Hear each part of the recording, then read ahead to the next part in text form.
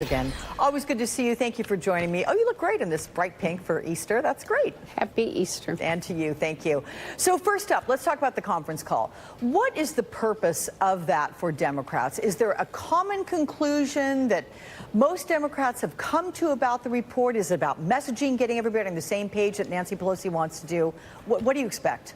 I think it's a time for our caucus to come together. No, you know that our caucus has different ideas on how to proceed. I think I have read the report, like most of my colleagues have. I'm on my second reading right now, and it's really disturbing. I mean, we don't really talk about just some of the disturbing facts in there about Russia interfere in our elections and the number of meetings. But there are some of my colleagues that think we should immediately proceed with trying to impeach.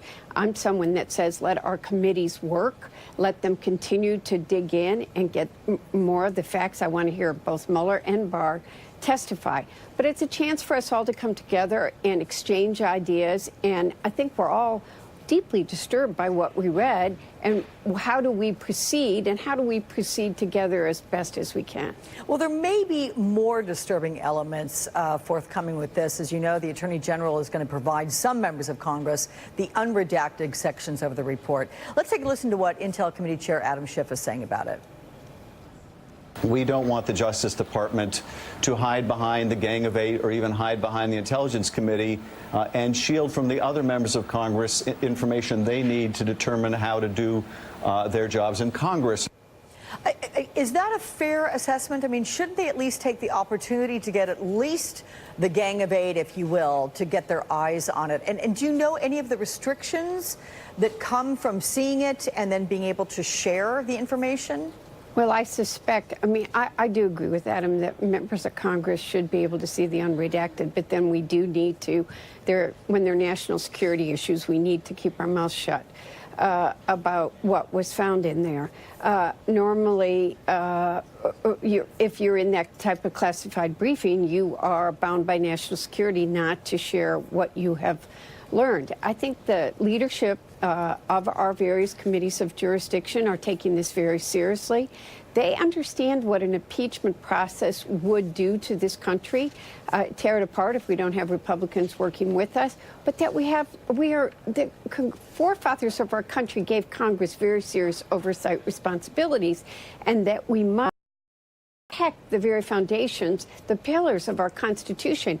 Yet, at the same time, the American people need us to be delivering on other things for the people, like prescription drugs, pre-existing conditions, fixing our roads and our bridges, trade bills that level the playing field. So we've got to figure out, how do we address serious attacks that were on our national security when Russia is trying to interfere in our election, and the number of people in the Trump world that talk to, instead of going to the FBI and saying they're trying to interfere, colluded with them, should bother people.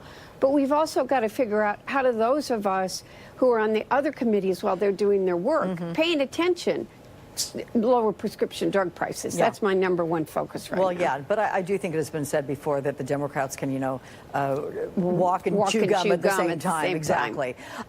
But tomorrow, ultimately, do you think that some of your Democratic colleagues are going to accept the invitation to view the unredacted parts, or at least do so soon? And when they do, will they be able to report back? That's the part I'm not clear on yet. I'm trying to figure that out if it's going to happen. Well, if you're reading if you are in a classified setting, reading an unredacted report, you do need to treat that as confidential. And I want you to know my colleagues take national security very seriously.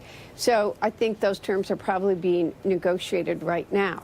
But I do want everybody in this country, Americans, to know that we do respect classified briefings and protecting our national security. And while sometimes you think you go out there and read it on the front page of the New York Times, we shouldn't.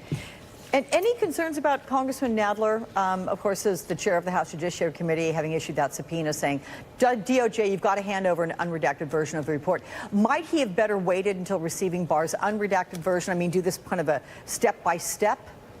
I think that the subpoena was the right way to go for him to receive the redacted report.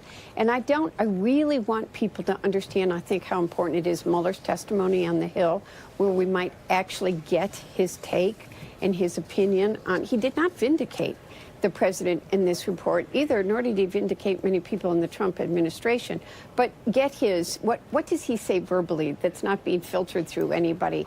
And I think that the Attorney General acted more like a defense attorney when he wrote that 4-page summary. That 4-page summary, having read the 438 pages, does not summarize what is in that report and directly avoids discussing some of the things that are making me not sleep at night. Okay. Michigan Democrat Representative